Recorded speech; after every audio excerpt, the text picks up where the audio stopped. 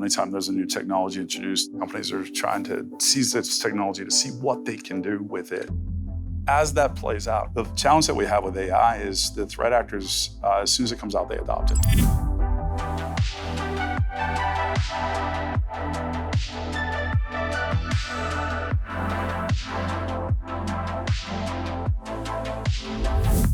Have a seat, get comfortable.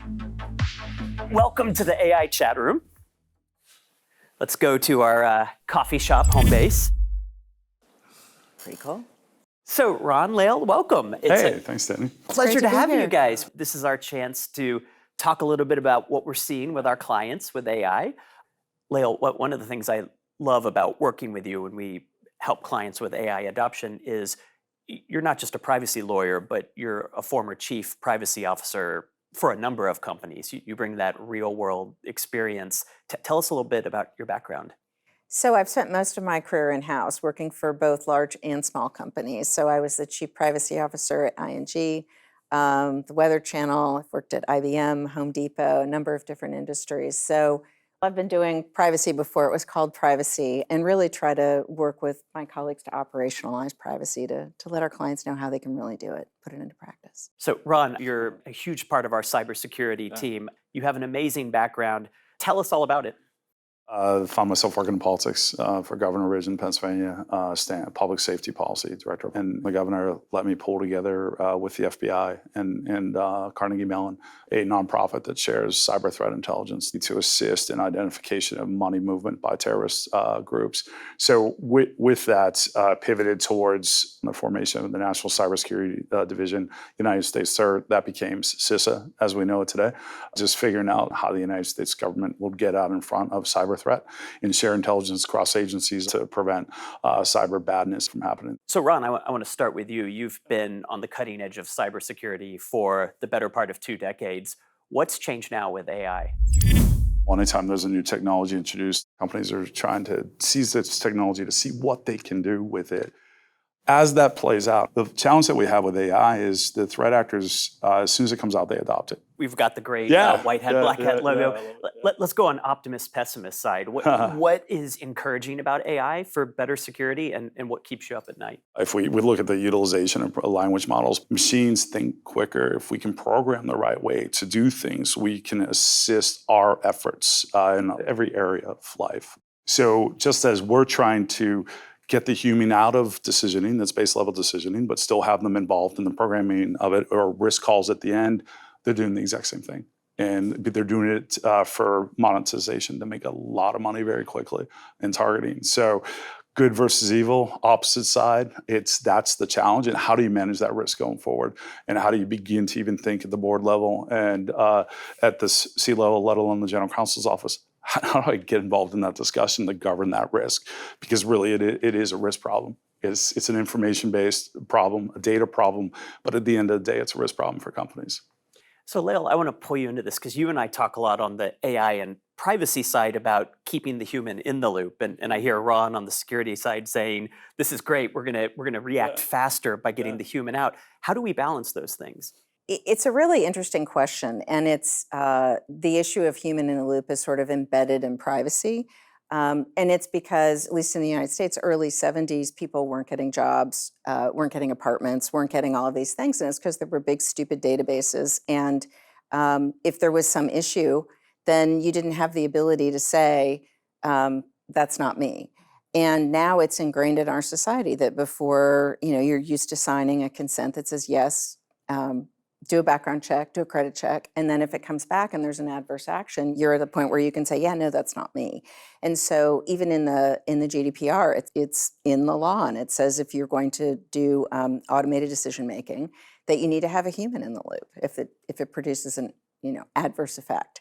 So the privacy folks have this in their brain, but something that you had said earlier was if AI really reaches its potential, then you don't want a human in the loop because the human can't possibly go through millions and millions of data items and make a decision. So I think we sometimes we're so entrenched in the ways that we've done things, and we have to look at, do we really want that? Are there better ways that we can set that up?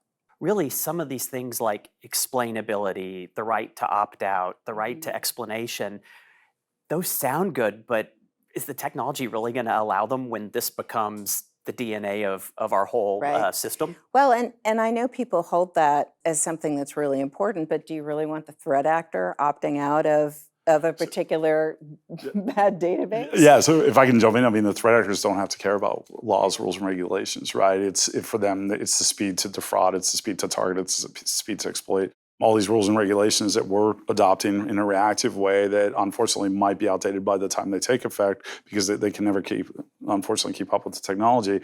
The issue becomes one of, I think, corporate governance and good citizenship globally. I think there's a big push right now, a big scramble, must get AI.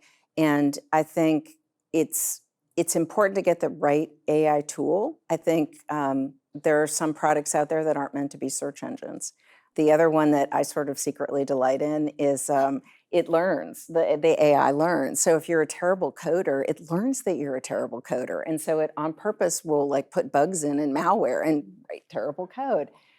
One of the examples I use all the time is a puppy. Like everybody's so excited to get a puppy.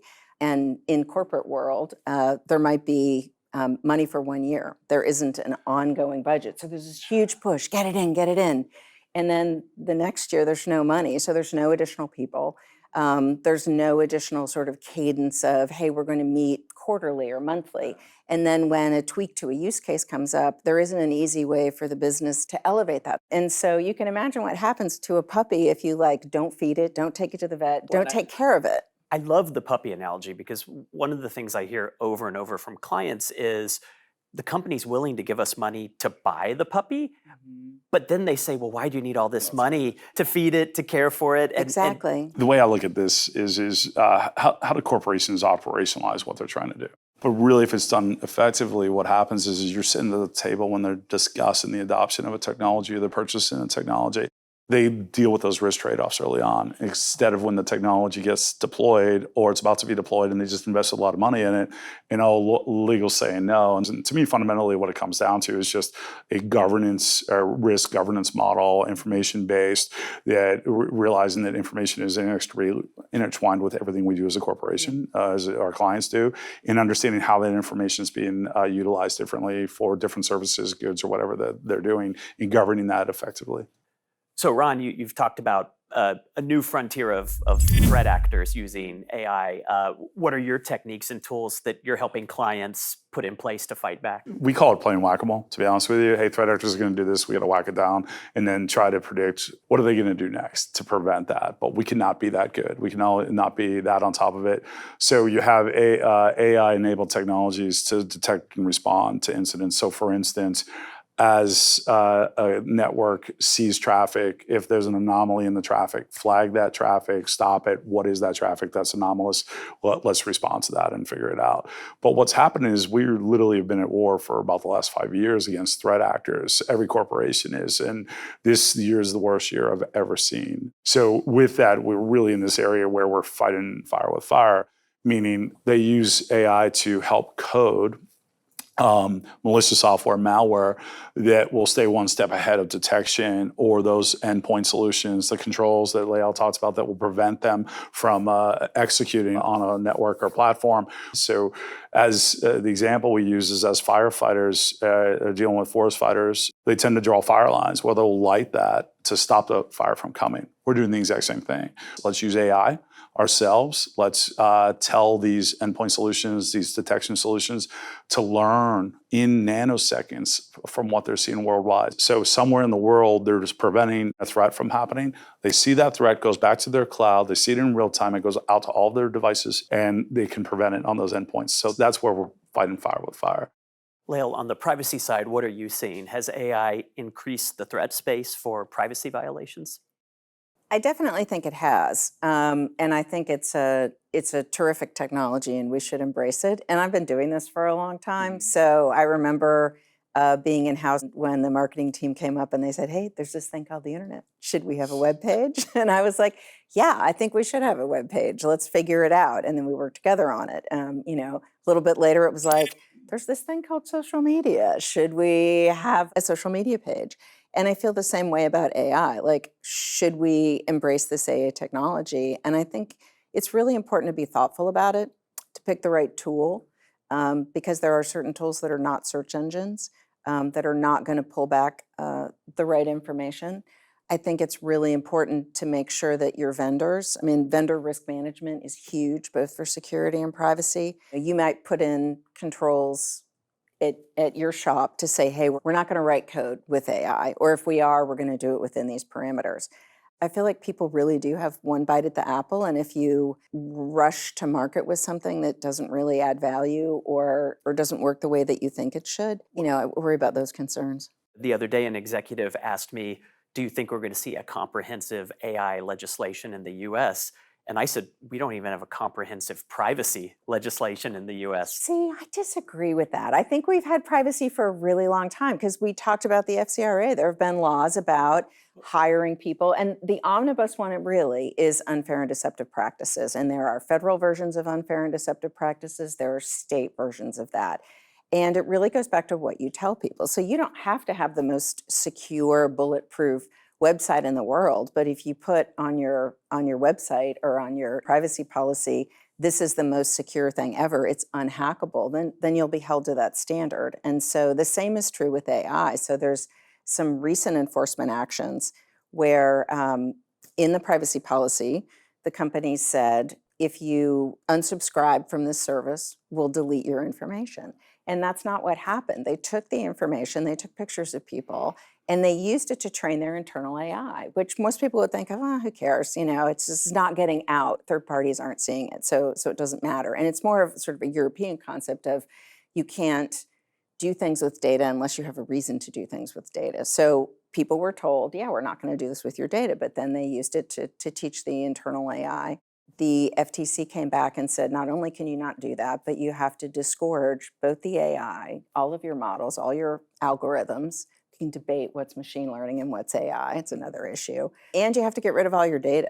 So that's pretty scary because people are building really important things. They want to do really, really wonderful, life-changing, life-saving technologies to help people. And you don't want to shortcut and mess it up. Lael, you mentioned a very important phrase just now, algorithmic disgorgement. I don't think a lot of people out there outside of our field have heard about this very big new stick that FTC is wielding. Tell us a little bit about that.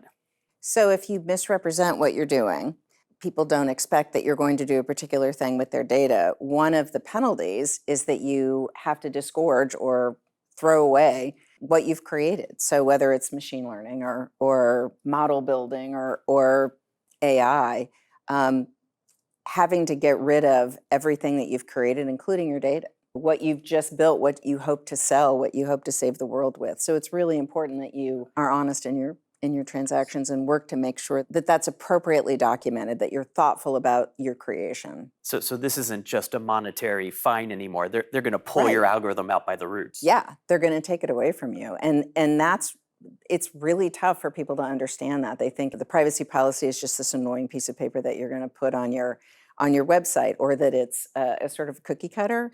It is sort of like an ingredient, but you don't want to say that you have nuts in something if you don't have nuts. So it's really important to get that part right and to be thoughtful about it. I'm going to take us now, Ron, from the above board control center to the threat actor bunker. We're in the black hat space now. Okay, you're talking to the CEOs and the boards out there. What should they be thinking about? Yeah, so a week doesn't go by that we don't get a couple calls on something called business email compromise. Business email compromise is to infiltrate email and to do something nefarious. Normally it's set up fake billing, send fake bills, have the company act in reliance on that. So we all saw these early day when we'd get the note from some king, hey, help my son out. Now they're getting better and they're utilizing AI to have the better messaging. They're using AI to go out, hit all the websites about a corporation, understand where Danny, Ron, and Lael works and others. And in doing so, they're able to social engineer themselves and target in a more effective way. So what we're telling the boards, look, it's just like any other risk. You got to stay ahead of it. Put controls in place, educate your folks to prevent that from happening. But that leads us to deep fakes. Now you I can't love trust it. I love your it. eyes, Yeah. your ears. Yeah. Tell us about that. So we wanted to have some fun with deep faking, which I did before this presentation, just to have fun with you, Danny and Lael. I basically took your photos. Once there's some open source artificial intelligence, let's just call it deep fake manipulation sites, and put it in your photos. So I said to myself, well, what would Danny look like if he was in a boy band, upper left-hand corner? What about a drama and glee club center screen? What if he was running for office with his wife years from now, trying to raise money? That's upper right. This literally took me 10 minutes. How we can utilize this to do deep fakes to get what we want. So, First of all, thank you. I've never looked so good. So no score worries. one for AI. Yeah. So what do people do when you pick up the phone and you hear your CEO saying, "Do this, do that"? So we've got cases that we've investigated that people say, yes, this is my CEO. Not only people, the banks. The CEO's authorizing a wire transaction of X amount of million. CEO's never called here. We're a big bank. We're going to listen to that CEO. But now they're realizing, wait a minute, we already had compensating controls and fraud controls in place for this. Why are we throwing them out just because someone purporting to be or the actual CEO is calling us, right? So it's adherence to current protocols, policies, and procedures, understanding the threat aperture. The threat picture has changed, therefore our aperture on how we deal with it has to change as well. And one thing I love about your practice on the privacy and cyber side is you guys are fingers on keyboards, right? We're tip of the spear for the threats, and the ability to take that intelligence and incorporate it into risk approaches and governance models for our clients. There's only a handful of other companies that are trying to do that. I think we effectively do it because we not only have lawyers, we have consultants, et cetera, in our shop that basically know, hey, I've been there and this is what we've done. And here's industry best practice there. It's one thing to interpret the law and apply it. It's another wholly different thing to operationalize it. And that's what we get to do. I think one of the other sort of blind spots that privacy folks have, they don't take a higher level picture and really focus on those governance and resiliency models. And that's so important to both protect your company and make sure that the board is able to do proper oversight. You have to appreciate the risk of what you do as a corporation and how are you protecting these bad things from happening. And unfortunately, cyber is one of those, cybersecurity and threat is one of those things that is inextricably intertwined with everything you do as a corporation. We have gone to our clients in a way that I feel is very integrated. You have the AI team with the data scientists and the lawyers who think about AI liability and litigation. And then you have privacy and you have cybersecurity. And it's just kind of natural to us that this is a multi-departmental problem. Right. But in many organizations, we do see tension, confusion, disagreement over who owns AI. Share some of the learnings we've found about how do you seat this within an organization so that, to your point, the business is enabled. Right. I think it's really important to come up with your use cases and the business use cases because the business is the group who's driving the strategy and working with the subject matter experts to determine why you need to do things. So when social media first came out, many of the regulators, including FINRA, said, we're not going to approve a particular type of technology, but here are the rules. Like you have to have supervision. So you figure out how to do that. So that's why it's really important to build these structures and to work across teams. So I'm curious, we've got the Artificial Intelligence Act in Europe. What is the privacy lawyers' view of that? I think some privacy lawyers think that privacy owns AI. And I think privacy should be at the table, but the AI Act is not a privacy act. And I think that there's confusion about that.